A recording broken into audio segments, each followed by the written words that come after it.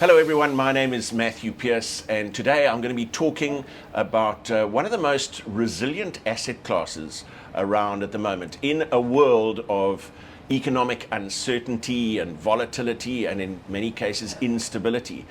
There seems to be an asset class here in the Western Cape of South Africa that has proved to be resilient and has stood up to all of that uncertainty. And what I'm talking about is Grade A industrial property here in the Western Cape. And joining me to discuss it is one of the founders and directors of Urban Growth Developers, Colin Young.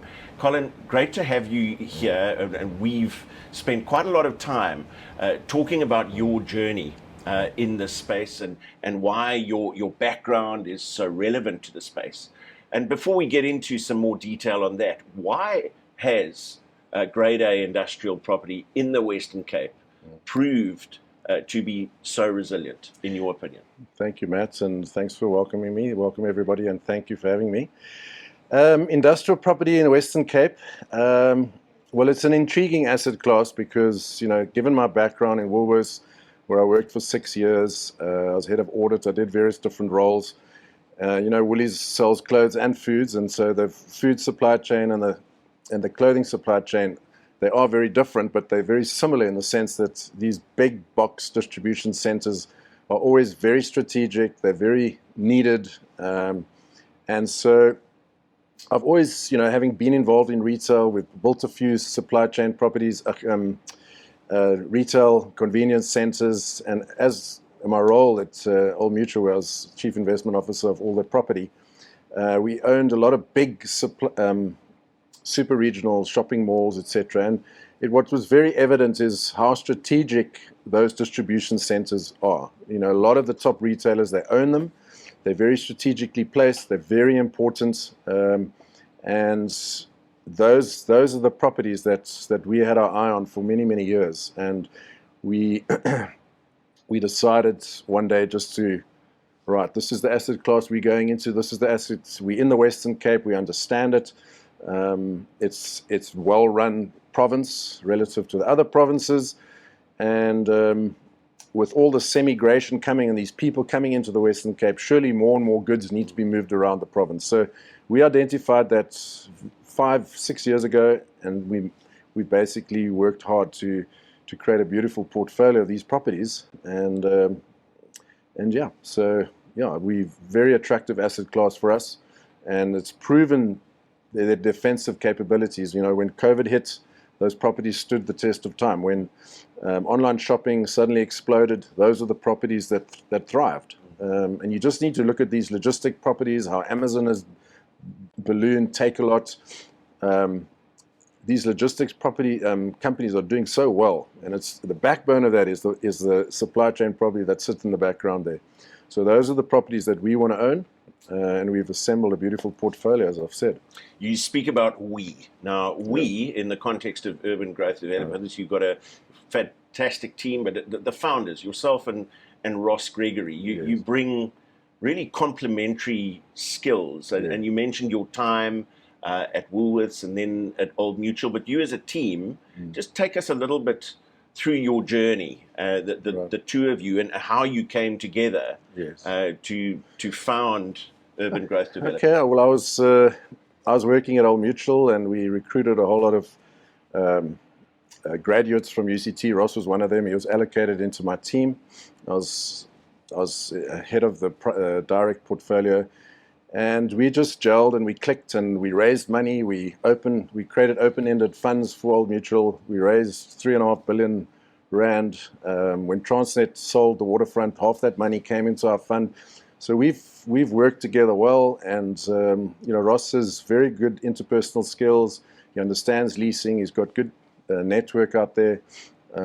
His solar skills have grown as well, and I bring the finance and general management skills. So we're a great team, and we've been working together now for 24 years. It's important that you've mentioned his solar skills having increased in the last couple of years, because this is a crucial additional layer. We've mentioned at the front end of this discussion the resilience of the asset class generally, and its ability to stand up to one or two black swan events where they've come through in a very comfortable manner.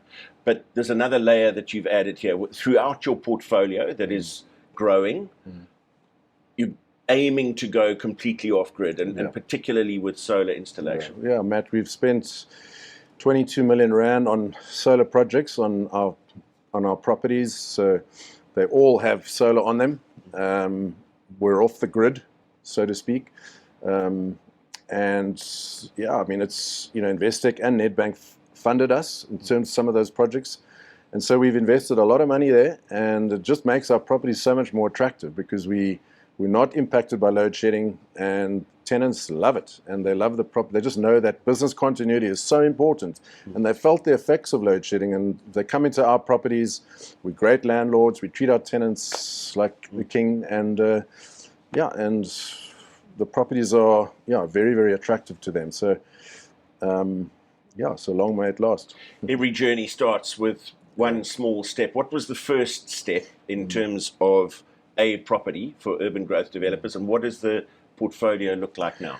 So our first industrial property is our Paarl property. It's a 200 million rand property now.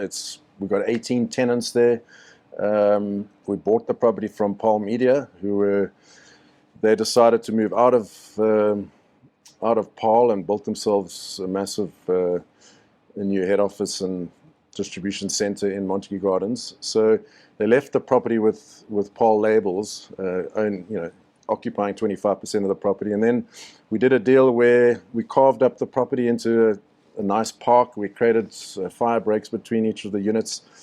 And today, there are a lot of tenants there. It's a fully fledged business. It's a thriving business. It's a iconic property in Paarl. So we're very proud of our efforts there. And then we've bought some property in Somerset West. Alpla's our tenant there. Beautiful property. It's got 3,000 kVA power into that property. It's a beautiful property right on the N2. And we've got 1,000 kVA solar system on the roof. So beautiful, beautiful property. And then our other two in Springfield and Epping, also stunning properties, well located, and happy tenants. So we're looking to expand, and we'll do that over the next 2 years. Happy tenant, a very important component of being in the game that you're in. But what constitutes a good tenant for you in terms of serviceability and length of lease? So we're looking. We signed 5 years plus tenants, leases, and the tenants we're looking to be the best tenants possible, And if the kind of tenant that's in these big box properties, they tend to be international companies. I mean, we've got some great tenants. So Alpla, it's owned in Austria. They own in 107 countries. SAB, IngBev, it's an international company. So we're very privileged that our tenants are great, I think. You're undergoing a growth spurt. You're on the lookout for additional acquisitions. I guess the key nuts and bolts question is, what does the portfolio look like right now in terms of cost of acquisition against where you are in terms of valuation today, especially given that you've invested strategically in solar? Yeah, Matt,